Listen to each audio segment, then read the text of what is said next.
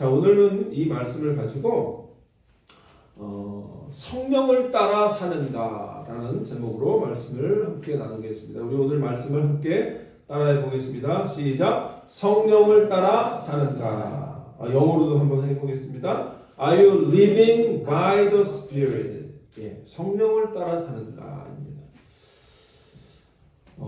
여러분 혹시 저는 이 산을 잘 모르는데 여러분 그 등산 좋아하시는 분들 있잖아요. 이제 산을 갑니다.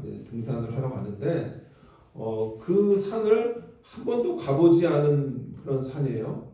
그래서 이제 뭐 GPS나 이런 내비게이션을 가지고 찾아가는데 여전히 가보지 않았기 때문에 그것을 의지해서 가지만 사실은 조금 두렵기도 하고 겁나기도 하고 그렇습니다. 요즘은 또 GPS만 믿었다가 낭패를 보는 일도 사실 있어요. 특별히 이제 산길을 갈 때는 정확하지 않은 경우도 있고, 그다음에 이 GPS가 문제를 일으켜서 막다른 골목에 이르기도 하는 몇 년 전인가 그런 그 사고를 당한 그런 운전자가 있었던 걸 제가 뉴스에서 본 적이 있어요. 그러니까 그 내비게이션을 따라갔는데 길도 없고 그래서 이제 조난당하고 그래서 죽음에 이르는 그런 경우도 있습니다. 우리가 인생을 사는 것이 어떻게 보면 앞을 모르는 등산을 하는 것 같은 경우가 있어요. 사실 여러분들 내 인생의 코스를 다 알고 가면 좋겠지만 그렇지가 않잖아요. 내가 어느 정도 생각을 하지만 변수들이 많잖아요. 살다 보면 이런 일도 벌어지고 저런 일도 벌어지면서 사실은 굉장히 앞이 어떤 일들이 당할지 우리는 알 수 없는 길을 걷는 것이 우리의 삶이라고 생각합니다. 그래서 사실은 그 등산을 갈 때 그 산을 잘 아는 사람과 함께 가면 별로 걱정이 없죠. 에베레스트 산을 등정을 할 때 그 길을 인도하는 사람들을 뭐라 그러냐면 쉘파라고 그러죠. 이 쉘파가 뭐죠? 그 사람들은 거기에서 살아서 그 에베레스트 산의 그 정상까지 가는 루트를 너무나 잘 아는 사람들이에요. 그러니까 그 사람들이 가라는 데를 가면 이 빙하의 그 뭡니까 그 밑으로 떨어져서 죽을 수 있는 그런 데를 피해서 잘 갈 수 있는 거죠. 그럼에도 불구하고 또 낙상을 당하고 조난당해서 한 해에도 이 에베레스트 도전했다가 죽음을 당하는 사람들이 많죠. 그러니까 결국은 그렇게 인도자가 있을 때는 우리가 아무래도 훨씬 더 쉽게 등산을 하게 되겠죠. 이건 뭐냐면 사실은 우리의 인생, 특별히 우리 그리스도인으로서 산다고 하는 것 자체가 사실은 우리에게 인도자가 있는데 그 인도자를 무시하고 내가 혼자 걸으면 사실은 굉장히 힘든 신앙생활을 할 수 있다는 거죠. 또 우리에게 인도자가 누군 거예요? 우리의 인도자는 성령님이세요. 예수님께서 이 땅에 제자들에게 이 땅에서 떠나실 때에 내가 다른 보혜사를 너에게 주겠다라고 했을 때 이 파라클레토스라고 하는 우리 성경에는 보혜사라고 이렇게 번역이 됐는데 파라클레토스 이 옆에서 돕는 자라는 뜻이에요. 그러니까 옆에서 인도하는 자, 가이드라고 할 수도 있어요. 그러니까 우리가 인생을 등반으로 비유한다면 우리가 아무것도 모르는 이 인생길을 갈 때 우리 옆에서 이렇게 가야 돼, 이쪽으로 가야 돼 라고 인도해 주신 분이 있는데 그분이 누구다? 성령입니다. 성령. 우리가 신앙생활 하다 보면 오해하는 게 있습니다. 그게 뭐냐면 성령을 여러분들 어떻게 생각하세요? 성령 그러면 왠지 it 영어로 말하면 it 같은 거예요. 성령을 받아라, 성령을 충만하라 이러니까 뭔가 외부로부터 오는 어떤 에너지, 능력 막 이런 것으로 생각해서 성령을 it으로 생각할 오해를 하는 경우가 있어요. 여러분 성령이 it입니까? 성령이 그것입니까? 성령은 it이 아니에요. 성령은 힘이에요. 그분이세요. 성령은 인격이세요. 성령은 삼위일체 하나님의 한 위격이세요. 성령은 하나님은 한 분이시지만 세 가지 위격 또는 세 가지 인격으로 존재하시는데 그 세 번째 분이 성령님이신데 그 성령님을 우리가 오해할 때가 있다는 거죠. 그 성령이 마치 어떤 비인격적인 에너지나 능력으로 잘못 우리가 오해할 수 있는데 거기에는 분명히 사실은 목사님들이 잘못한 것도 있어요. 왜냐하면 성령 받아라 그러면서 막 그냥 뭔가를 이렇게 능력을 막 뿌려주는 것 같은 그런 설교도 막 하시고 뭐 그런 부흥회도 하고 이러다 보니까 성령은 막 외부로부터 누군가가 이렇게 에너지가 나에게 들어오는 그런 이수로 물질 또는 어떤 능력 이런 수상적인 것으로 생각할 경우가 있다. 그런데 성경을 읽어보면 성령은 뭐예요? 성령은 삼위 하나님 한 분이신 인격이시고 하나님입니다. 믿습니까? 네. 하나님, 그 하나님이신 성령께서 우리를 옆에 서서 인도하신다는 거죠. 그래서 오늘은 이 말씀을 나누려고 하는 게 뭐냐면 성령을 따라 사는가라는 거죠. 우리가 성령을 정말 따라 사는가? 성령의 인도함을 받고 사는가? 성령께서 나와 함께 하시는 것을 여러분들 경험하며 사는가라는 것. 그래서 오늘은 성령을 따라 사는 것이 어떤 것인지를 함께 세 가지로 함께 나누려고 합니다. 어려운 주제일 수도 있어요. 왜냐하면 성령 그러면 굉장히 모호할 수도 있고 그런데 그렇지 않아요. 자, 첫 번째 오늘 본문에 보니까 16절을 우리가 다시 한번 보면 16절에 뭐라고 얘기하냐면 내가 이르노니 너희는 성령을 따라 행하라 라고 하는 첫 번째 16절의 상반절에 내가 이르노니 너희는 성령을 따라 행하라. 성령을 따라 뭘 따라? 성령을 따라. 영어로 말하면 live by the Spirit 또는 live according to Spirit 뭐 이렇게 얘기할 수 있어요. 그러니까 성령에 의해서 살아라는 거예요. 성령님에 의해서 살아라는 거예요. 자, 그런데 첫 번째 우리가 기억할 것은 여기에 뭐라면 바울이 갈라디아 교인들에게 내가 너희에게 이르노니 너희는 성령을 따라 행했으면 좋겠어. 성령을 따라 행해도 되고 안 해도 돼 라고 하지 않고 뭐라 그랬어요? 명령을 했어요. 성령을 따라 행하라. 이것은 분명히 명령하는 거예요. 그래서 첫 번째 성령을 따라 사는 것은 하나님의 명령이다라는 거예요. 믿습니까? 명령은 지켜도 되고 안 지켜도 되는 것이 아니라 반드시 지켜야 되는 거예요. 바울은 오늘 하나님께서 바울을 대신해서 바울이 하나님을 대신해서 하나님의 명령을 대언해주고 있는 거예요. 바울은 그래서 지금 갈라디아 교회들에게 너희가 지금 성령으로 따라 사는 것은 반드시 해야 하는 거야 라고 얘기해주고 있는 거예요. 아주 강한 명령어입니다. 내가 너희에게 이르노니 너희는 성령을 따라 행해야 돼. 그렇지 않으면 죽어. 이런 거죠.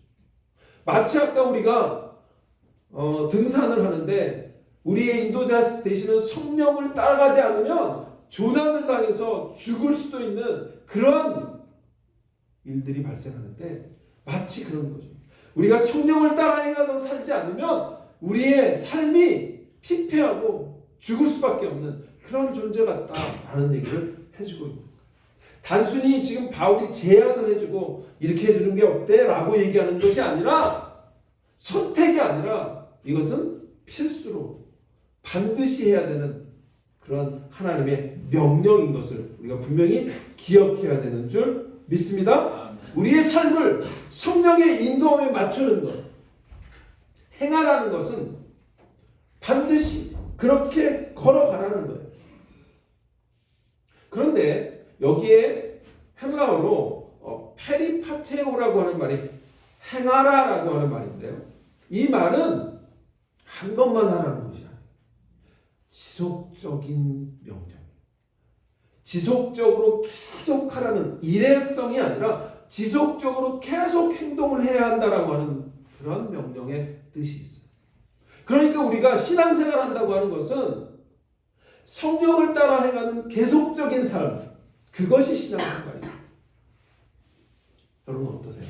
오늘도 성령의 그 음성을 듣고 성령께서 원하시는 그 삶을 걷기 위해서 하나님께 그것을 바라며 그리고 간절한 마음을 가지고 주님께 나오셨습니까? 성령께서 나의 삶을 인도하여 주옵소서. 그런 마음을 갖고 오늘도 이 시간 말씀을 듣고 하나님 전에서 하나님께 예배 드리시는 저 여러분 되시기를 축원합니다.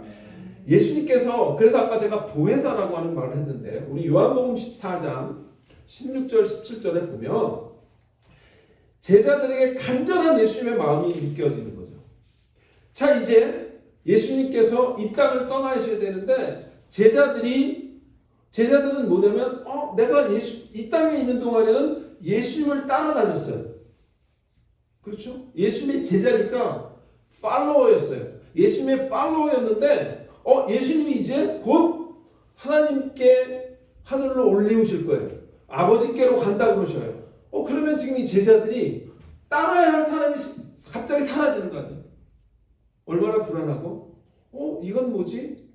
우리가 3년 동안 예수님이 뭔가를 그래도 그들이 생각했던 다윗의 왕국을 다시 한번 재건하고 로마 압제에 대항해서 우리 다시 한번 이 유대 땅에 그런 옛날의 영화로운 그런 하나님의 나라 그 하나님이 원하시는 이 이스라엘을 회복시키시는 그런 그런 분이라고 생각했는데 지금 예수님은 이 마지막 만찬에서 제자들에게 뭘 얘기하는 거예요? 내가 아버지께로 간다. 이러고 얘기하고 계시는 거예요. 그래서 예수님께서 이 제자들에게 자신이 다른 보혜사로 보내시겠다고 얘기를 하시는 거예요. 그런데 이 다른 보혜사라고 하는 말에 다른이라고 하는 분은 나와 똑같은 이라고 하는 말이에요. 나와 똑같은. 그러니까 너희가 나를 3년 동안 따라왔는데 너희가 나를 따라왔던 그것처럼 똑같이 너희가 따를 수 있는 분, 그분을 내가 보내줄 거야 라고 얘기하고 계십니다. 자, 그래서 요한복음 14장에 보니까 내가 아버지께 구하겠으니 그가 또 다른 보혜사, 그렇죠? 또 다른, 이게 그 말이에요.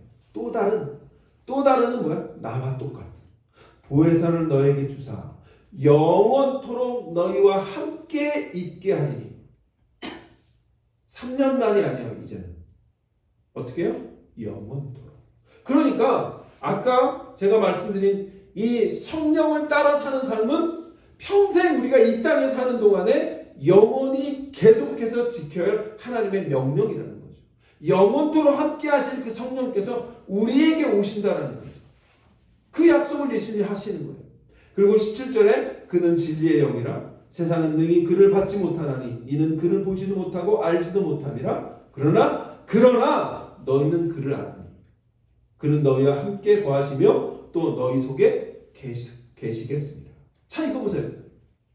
세상은 예수님을 따르지 않는 자들은 성령님 또 다른 보혜사를 전혀 인식할 수도 없고 알 수도 없어요. 그러나 너희가 누구예요? 나의 제자들.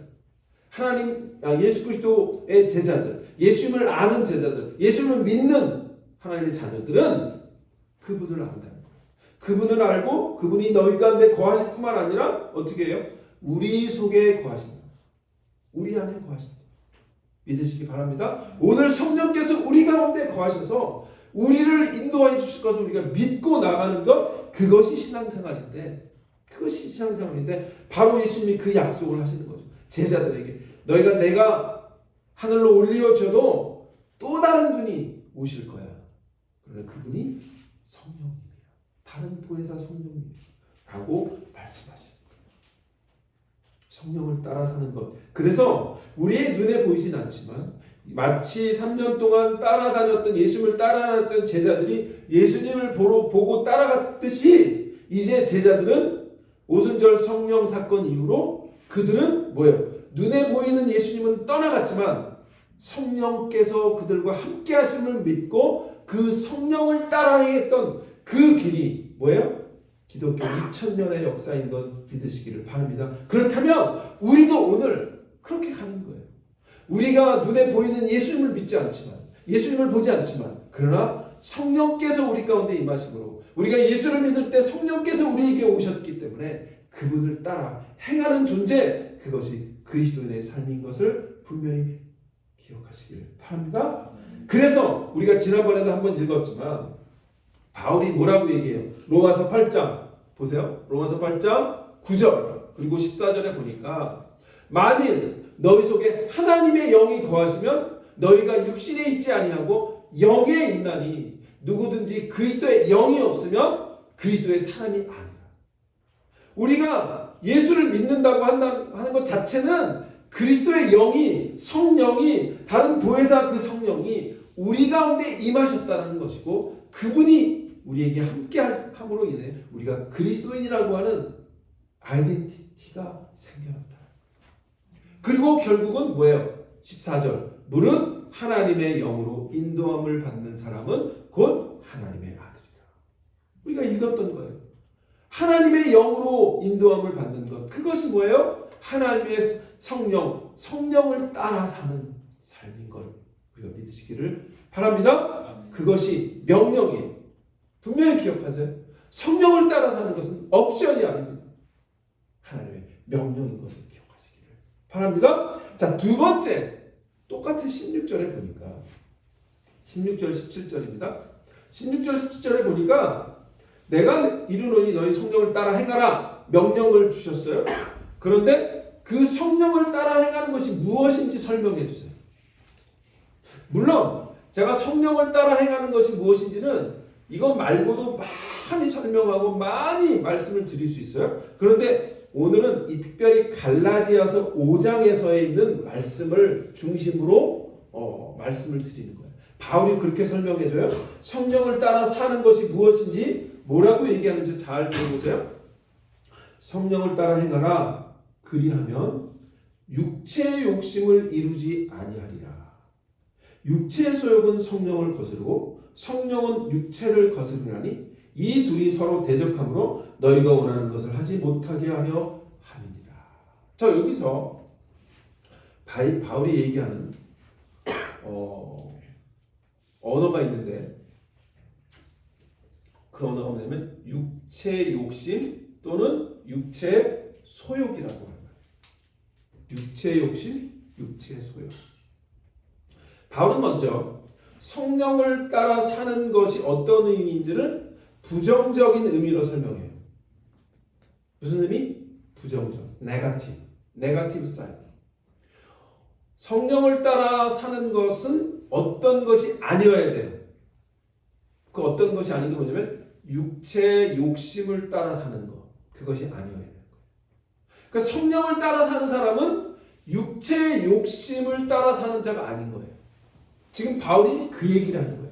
이건 뭐냐면 뭐뭐가 아닌데 부정적인 언어, 그 얘기를 하고 있는 거예요. 육체 욕심을 이루지 않는 삶. 여기서 육체라고 하는 말은 헬라어로 사르크스라고 하는 말이 있는데 사르크스. 이 사르크스라고 하는 말은 동물의 고기 덩어리. 여러분들 동물이 죽은 사체 뭐 이런 동물의 고기 덩어리를 말해요. 또는 인간의 우리의 몸뚱아리. 그냥 바디를 말하는 거예요. 그러면 여기서의 육체는 우리의 인간으로 말하면 몸뚱아리가 가지고 있는 욕심이죠. 그걸 우리가 뭐라 그러죠? 육체적인 본능이라고 해요. 또는 동물적 본능이라고 해요. 인스팅트. 동물의 본능, 인간의 본능이 인스팅트죠. 그러니까 뭐냐면 배가 고프면 밥을 먹어야 되고 화장실이 급하면 화장실 가야 되고 졸리면 잠을 자야 되는 것.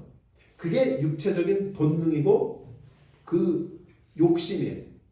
근데 이것이 과해질 때가 있죠. 적당히 내가 배가 고프면 밥을 먹어야 되고 졸리면 잠을 자야 되고 하는 그런 것들이 기본적으로 우리가 육체적인 욕심을 따라 살아요. 근데 그것은 큰 문제가 되지 않아요. 그런데 문제는 그 육체적인 욕심이 과해지면 어떻게 되죠?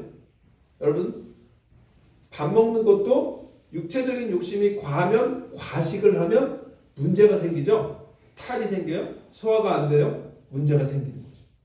그러니까 여기서 지금 바울이 얘기하는 것은 육체의 그 욕심에서 우리가 기본적으로 먹고 살고 이 땅을 살아나기 위한 그런 욕심에서의 차원 정도가 아니라 과한 욕심, 내 육체의 그 본성에만 이끌리는 그 욕심을 말해요. 그래서 그 욕심에 대해서 쭉 설명을 하는데 그 욕심 19절부터 보겠습니다. 19절을 보면, 자, 19절에 육체의 일은, 이게 이제 육체의 욕심을 말하는 거예요. 그러니까 성령을 따라 살지 않는 사람들에게 나타나는 모습들을 바울이 쭉 열거해요. 육체의 일은 분명하니 곧 음행과 더러운 것과 호색과, 이 세 가지는 비슷한 거예요. 성적인 욕심. 그러니까 부부와 내 결혼 생활 이후의 욕심, 그것이 음행이고 더러운 것이고 호색이죠. 자, 그 다음에 또 다른 게 뭐죠?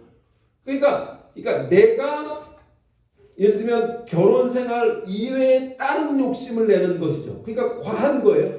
그게 육체의 욕심이에요. 자, 그 다음에 우상 숭배와 주술과 원수 맺는 것과, 이 세 개가 또 비슷해요.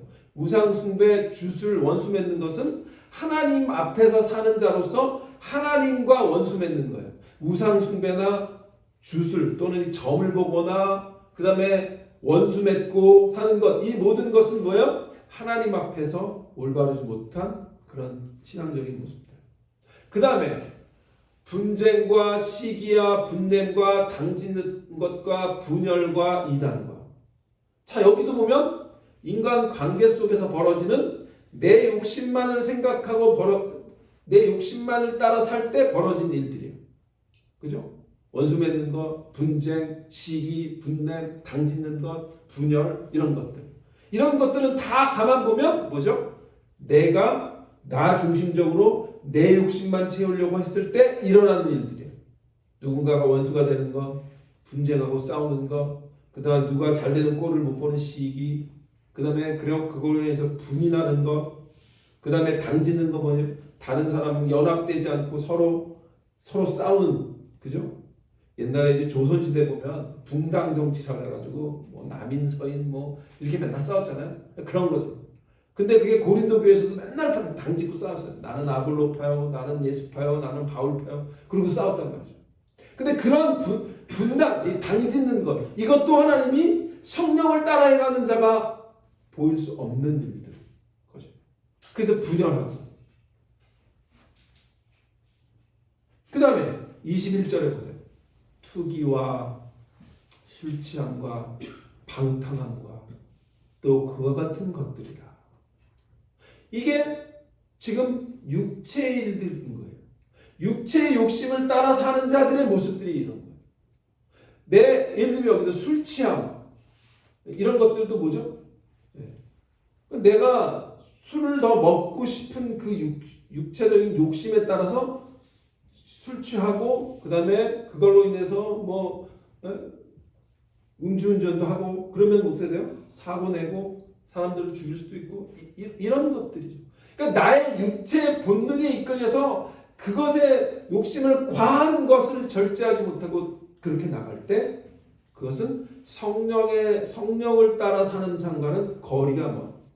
그래서 바울은 지금 첫 번째는 부정적인 의미에서 성령을 따라 사는 것이 무엇이 아닌지를 설명해주고 있는 거예요. 그런데 이런 것을 바울이 뭐라고 결론을 내리냐면 잘 보세요. 21절에 그와 같은 것들이라 전에 너희에게 경계한 것 같이 경계하노니. 뭐야? 이건 바울은 계속해서 이것들을 조심하라고, 너의 육체의 욕심을 따라 사는 것을 조심하라고 계속 경계했던 것 같아요. 그리고 이런 일을 하는 자들은 하나님의 나라를 유업으로 받지 못할 것이요. 무서운 경고입니다. 우리가 예수를 믿는다고 하면서도 성령을 따라 행하지 않는 자가 있다면 그것은 사실은 구원받지 못한 자의 모습입니다. 구원받으면 성령께서 우리에게 임하시고, 그리고 우리는 그 성령을 따라 행하는 것이, 성령을 따라 사는 것이 당연한 것이고 명령이고, 그런 삶을 사는 것이 그리스도인의 삶의 모습이라고 하는 것이죠. 그래서 바울은 아주 강력한 언어로 하나님의 나라를 유업으로 받지 못할 거예요 라고 얘기합니다. 그래서 바울은 먼저 성령을 따라 행하는 것의 부정적인 모습, 무엇이 아닌지 설명했다고 했어요. 그러면 이번에는 바울은 긍정적인 모습을 얘기합니다. 그것이 우리가 너무나 잘 아는 뭐야? 성령의 9가지 열매죠. 몇 절이에요? 23절. 23절에 보면 22절이네요. 22절, 23절. 오직 성령의 열매는 사랑과 희락과 화평과 오래 참음과 자비와 양성과 충성과 온유와 절제니 이 같은 것을 금지할 법이 없느니라.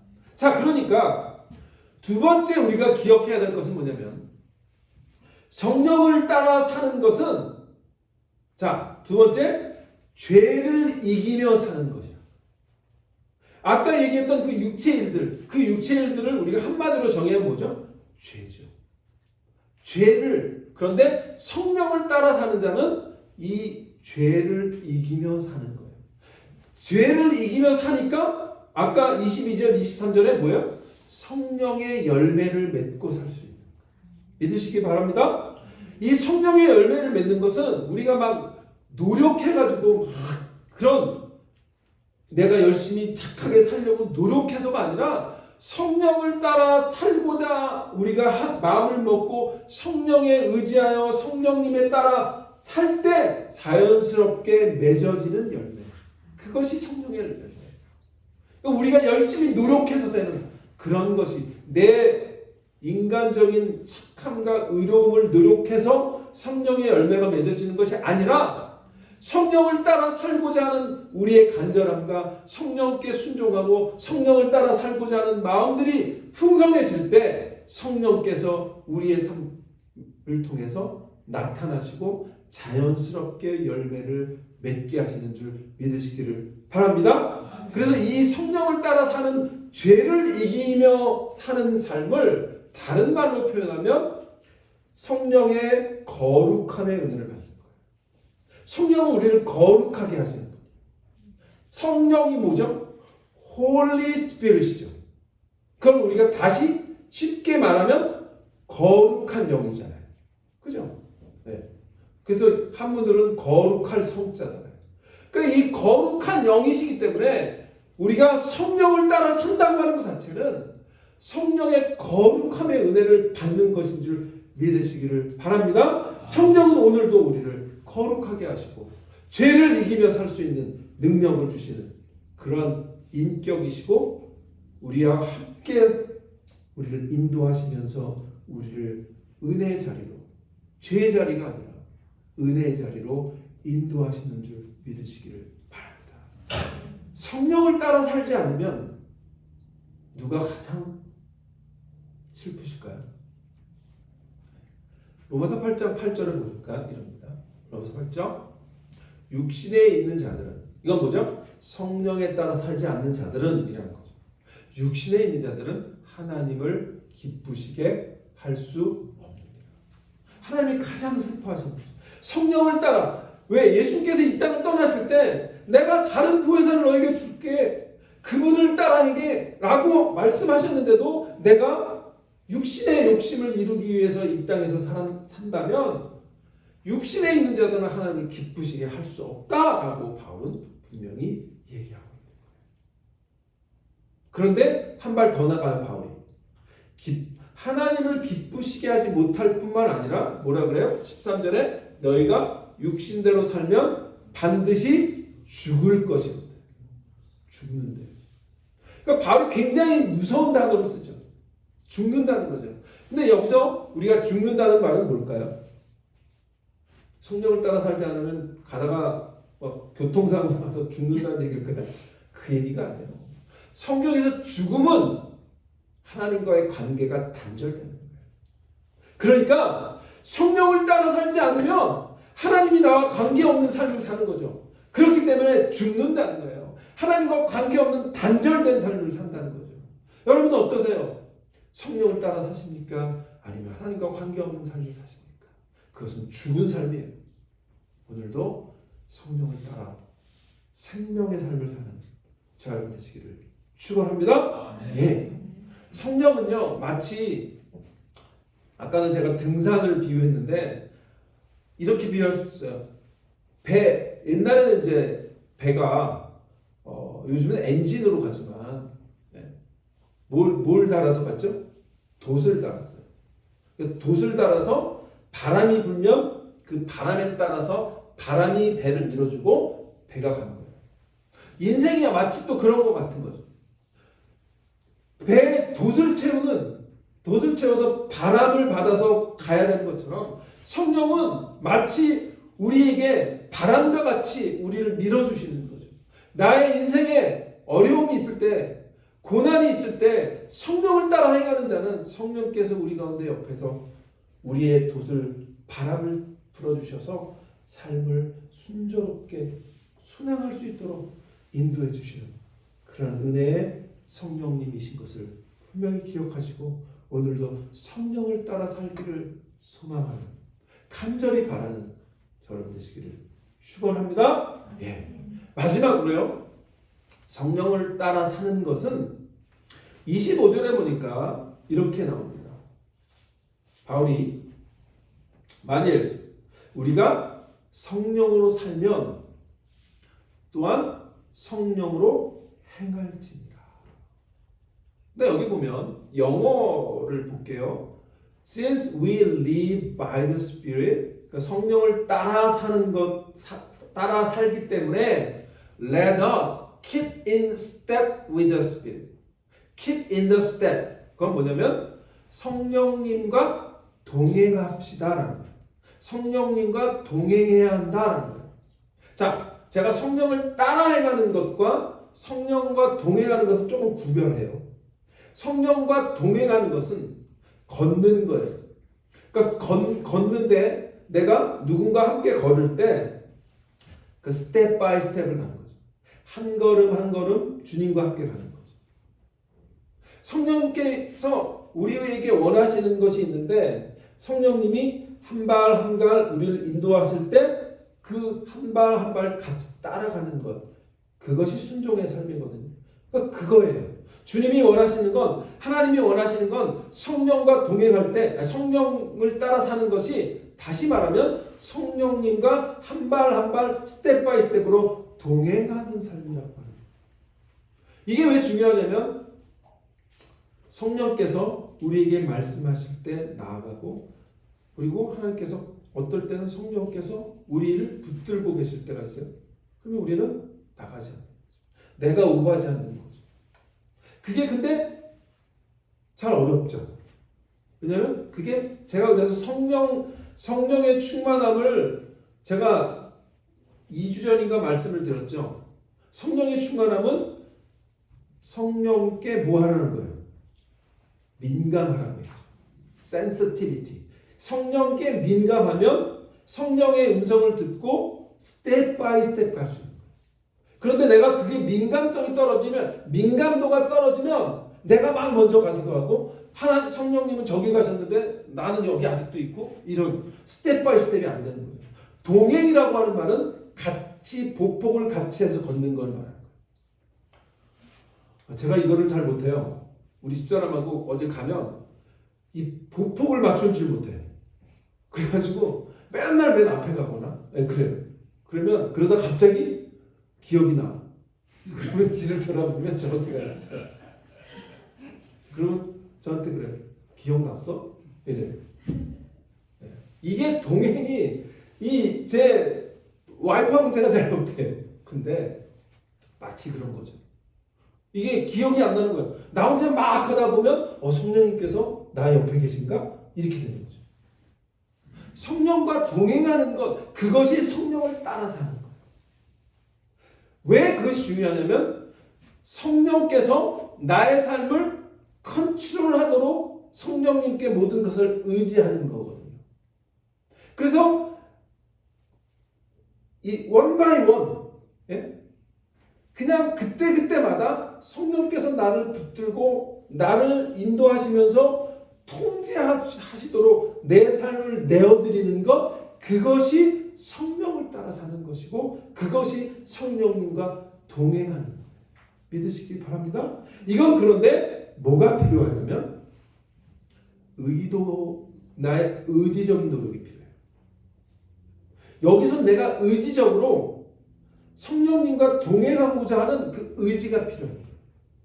그것이 의도적으로 내가 성령님께 순복하고 성령님의 음성에 민감하기 위해서 노력하고 그렇지 않으면 성령님과 동행한다고 하는 게 정말 어려워요. 성령님과 동행하는 삶, 그것은 사실은 되게 편한 삶이에요. 왜냐하면 주님이 알아서 나를 인도해 주시니까. 여러분 보세요. 어렸을 때 우리 부모님이 나를 어딘가 뭐 놀이동산을 데려가기도 하고 뭐 소풍을 데려가기도 하고 할 때 여러분 그 어린아이가 부모님을 온전히 믿고 무슨 염려하면서 이 부모가 나를 이상한 데로 끌고 가지 않을까 막 이런 염려하는 아이가 있습니까? 그런 애들은 없어요. 마치 그런 거죠. 우리가 어렸을 때 부모님의 손에 이끌리면 그냥 아무런 염려 없이 그냥 편한 마음으로 가는 것처럼 우리가 성령님께 인도함을 받아서 그분과 한 발 한 발 동행하는 삶을 살기 시작하면 우리의 삶이 너무나 편해지고 염려가 없어지고 정말 우리의 삶이 아무리 내 외적인 삶이 고난이 있고 어려움이 있고 해도 우리의 마음은 편안하고 기쁨으로 넘칠 수 있고 안전하고 평안한 그런 주님이 주시는 기쁨을 누릴 수 있는 줄을 믿으시기를 바랍니다. 그런데 그거는요 경험해 본 사람만 아멘? 네. 그런 성령과 동행하는 그런 여러분 되시길 바랍니다. 자, 그런데 성령님과 동행하는 삶이라는 것은 세 가지의 전제 조건이 필요해요. 이건 잘 들으세요. 성령님과 동행하는 건 첫 번째는 성령으로 거듭난 삶이어야 되는 거예요. 성령으로 거듭난 삶이라는 게 뭐죠? 구원받은 자라는 거죠. 구원의 확신 가운데. 그래서 우리가 성령으로 거듭나는 것은 우리가 예수 그리스도를 믿어 우리가 구원받은 자가 되는 거고 우리가 구원받을 때 뭐예요? 성령께서 우리 가운데 임하시는 거. 있습니까? 아멘. 예. 첫 번째 성령과 동행하는 삶의 첫 번째는 성령으로 거듭나는 거예요. 그래서 예수님이 니고데모에게 네가 물과 성령으로 거듭나지 않으면 하나님 나라를 결코 볼 수 없다라고 하신 거예요. 믿기는 바라기는 우리 디사이플교회 지금 이 자리에 계신 분들은 물과 성령으로 거듭났고 구원받은 그래서 성령이 우리 안에 거하심을 분명히 믿는 그런 귀한 하나님의 자녀가 되신 것을 분명히 믿습니다. 자, 그런데 두 번째 중요한 게 있어요. 여기까지는 다 한다 이거예요. 왜? 내가 예수 믿으니까 성령께서 우리 안에 거하시는 걸 믿어요. 자, 그런데 이거는 이렇게 믿지 않는 사람도 있고 믿는 사람도 있어요. 근데 저는 이걸 믿어요. 여러분들이 이걸 안 믿을 수도 있어요. 근데 저는 믿어요. 근데 그 믿는 게 훨씬 좋아요. 두 번째는 성령 세례를 받는 거예요. 근데 이거를 성령의 세례를 받는 것을 신학적으로 아직도 논쟁이 있어요. 예를 들면 장로교회나 저 같은 성결교회는 되게 달라요. 성령 세례는 뭐 구원받을 때 성령 세례를 받는 거라고 믿는 장로교, 특히 이제 캘비니즘은 그냥 우리가 구원받을 때 성령께서 임하신 그것이 성령 세례야라고 얘기하는 사람들이 있어요. 근데 우리 웨슬리안, 제가 이제 요한 웨슬리 믿는 요한 웨슬리가 감리교로부터 이렇게 해서 우리 성결교회가 온 건데 저희는 어떻게 믿냐면 성령 세례를 받는 것을 믿어요. 이거는 구원의 경험과 별도의 경험이에요. 자, 근데 이거를 제가 여러분께 말씀을 드릴게요. 예수님이 성령으로 잉태되셨죠. 그렇죠? 예수님이 성령으로 잉태되셨어요. 그리고 성령으로 잉태되셔서 30년 동안 나사렛에서 이름 없는 몫으로 사셨어요. 그렇죠? 자, 그런데 어느 날 30년이 지나서 예수님이 요단강으로 가세요. 그리고 세례 요한으로부터 물 세례를 받죠. 그런데 그 물 세례를 받을 때 어떤 일이 일어나요? 성령이 비둘기처럼 임하신 것을 보더니 하늘이 열리고 하나님께서 이는 내가 기뻐하는 아들이다 라고 얘기를 하세요. 자, 그러면 예수님조차도 성령으로 잉태되셔서 30년 동안 나사렛에서 사셨는데 공생의 사역을 위해서 성령의 세례를 받으셔요. 이건 뭐 이거를 또 신학적으로 막 또 분쟁을 하면 뭐 여러 가지 의견이 있을 수 있어요. 그러나 제가 믿기로는 우리가 그리스도인으로서 더 풍성한 성령이 충만한 삶을 살기 원한다면 성령의 세례를 경험하는 것이 얼마나 귀한지. 저는 여러분들이 이 성령의 세례를 경험하는 그런 은혜를 받으시기를 축원합니다. 성령의 세례를 받으면 이제부터 성령과 동행하고 성령을 따라 살기 위해서 훨씬 더 준비된 자로 설 수 있어요. 그래서 이것은 제자들에게도 사도행전을 잘 읽어보시면 뭐죠? 제자들이 예수님을 따라다닐 때 그들이 뭐예요? 성령으로 거듭난 자예요. 예수를 믿었잖아요. 주로 믿었어요. 주로 고백했어요. 베드로도 주는 살아계신 하나님이요 하나님의 아들이십니다라고 고백했죠. 그는 구원받은 자였어요. 그런데 오순절날 성령께서 오셔서 그들에게 성령의 세례를 주셨어요. 그래서 그때부터 그들의 삶은 완전히 바뀐 거예요. 바뀌었다라고 하는 말이 구원을 못 받았던 자에서 구원받은 자라고 아니라 성령의 은혜 가운데 머물며 사느냐 아니냐의 차이라는 거죠. 예수님도 공생의 3년 전에 예수님은 숨겨진 삶이었어요. 나사렛에서 그냥 몫으로 그냥 아무도 알 수 없는 삶을 사셨어요. 그러나 그분은 여전히 성령으로 잉태된 자셨어요. 그러나 세례 요한으로부터 요단강에 세례를 받고 성령이 비둘기같이 임하셨을 때 성령의 세례를 받고 그분은 철저하게 인간으로 사셨을 때 성령의 세례를 받으신 거죠. 그리고 그 성령의 세례의 능력으로 바로 위로부터 임하는 능력을 받고 그리고 성령께서 그 안에 임하심으로 함께 이 땅에서 성령의 이끌림을 받는 공생의 사역을 하신 줄 믿으시기 바랍니다. 그래서 예수님이 요단강에서 세례를 받고 어떻게 나오죠? 복음서에 보면 예수께서 성령의 이끌리어 광야로 가시잖아요. 이게 이제는 예수님이 철저하게 이 땅에 사시는 동안에는 인간으로 사셨기 때문에 그분은 성령의 이끌림을 받는 성령을 따라 인도함을 받는 자로서 사역을 하셨어요. 예수님이 그러셨잖아요. 우리도 그러니까 예수님을 따라가는 자라면 우리도 마찬가지의 길을 걷는 거죠. 내가 예수님을 믿을 때 구원받았어요. 성령으로 거듭났어요. 그래서 성령께서 우리에게 임하실 거예요. 그럼에도 불구하고 위로부터 임하시는 성령의 능력을 성령의 세례를 받는 것은 하나님께서 우리에게 예비하신 더 놀라운 축복인 것을 우리가 기억하면 그 성령의 세례를 갈망하고 그러면 우리가 훨씬 더 성령님께 민감해지고 성령님과 동행하는 삶을 살게 되는 줄 믿으시기를 바랍니다. 자, 그 다음에 세 번째가 있어요. 첫 번째 뭐라고요? 성령으로 거듭남. 두 번째 뭐라고요? 성령의 세례. 세 번째가 성령으로 충만함을 받는 것. 자, 우리 에베소서 5장 18절 보세요. 에베소서 5장 18절 술 취하지 말라. 이는 방탕한 것이니 오직 성령의 충만함을 받으라. 여기서도 명령이죠. 바울은 명령을 또 하고 있어요. 성령을 따라 행하라 얘기도 했지만 이 에베소서에는 성령의 충만함을 받으라고 얘기하고 있어요.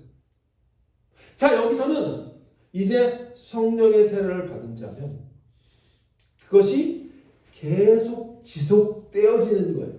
내 삶 가운데 이 성령이 계속해서 충만하게 역사하셔서 나에게 임하신 그 성령의 인격이 나의 인격이 되고 우리 찬양 가운데 성령님의 인격이 나의 인격이 되고 이런 찬양 있잖아요.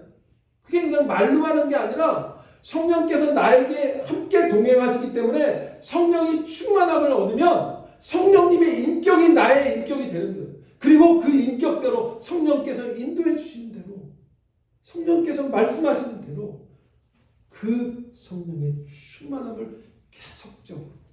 그래서 이것은 성령의 충만함은요, 역시 이것도 계속적인 거예요.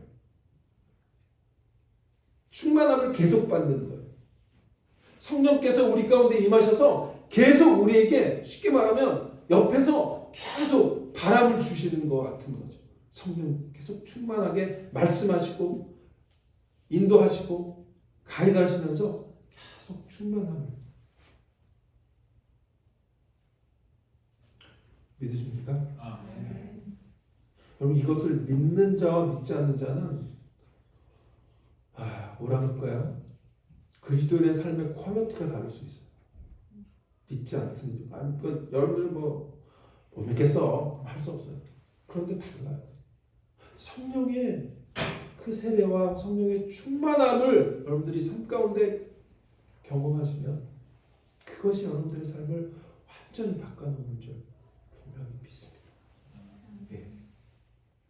이게 또 다른 언어로 말하면 요한복음에서 예수님께서, 제가 지난번에도 봤지만 요한복음 15장 보세요. 요한복음 15장 보면 4절 5절에서 마치 포도나무의 비유로 설명하신 것과 비슷해요. 그러니까 성령님과 동행하는 것은 어떻게 보면 예수의 영과 동행하는 거죠. 하나님의 영이고 예수의 영이고 거룩한 영이에요. 그분이 다 한 분이신 거예요. 용어가 다를 뿐인데 여기서 예수님은 자신을 포도나무로 비유하면서 너희가 내 안에 거라 그렇게 얘기하죠. 그럼 우리는 가지인데 내 안에 거라 나도 너희 안에 거하리니 가지가 포도나무에 붙어있지 않으면 스스로 열매를 맺을 수 없는 것 같이 너희도 내 안에 있지 않으면 그러하리라.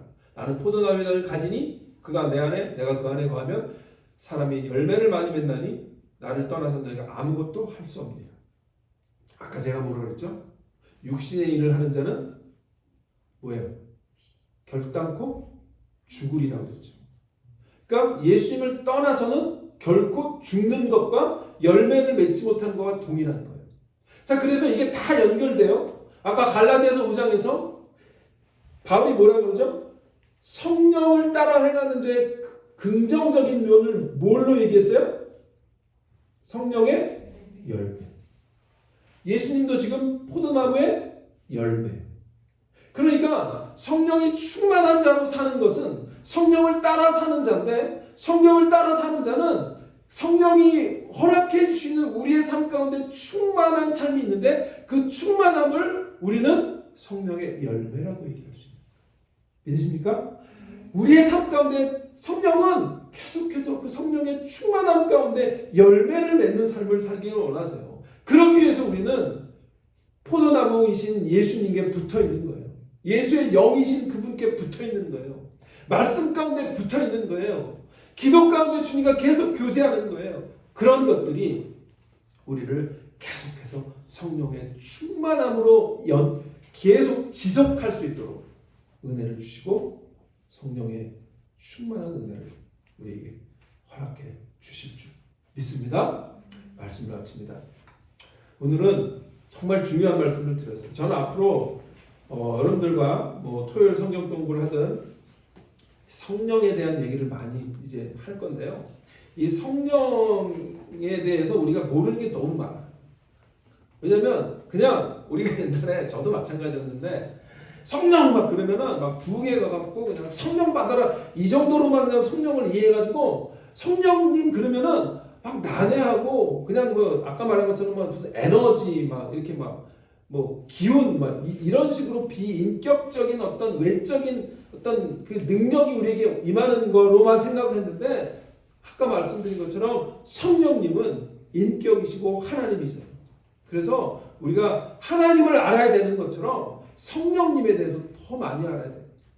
있습니까? 예, 우리가 그러한 이제 성령님에 대해서 더 많이 알기를 소원하고 갈망함으로 성령님과 동행하는 성령님에 따라 사는 그런 우리 디사이플 교회 하나님의 자녀가 되시기를 바랍니다. 아멘. 기도하겠습니다.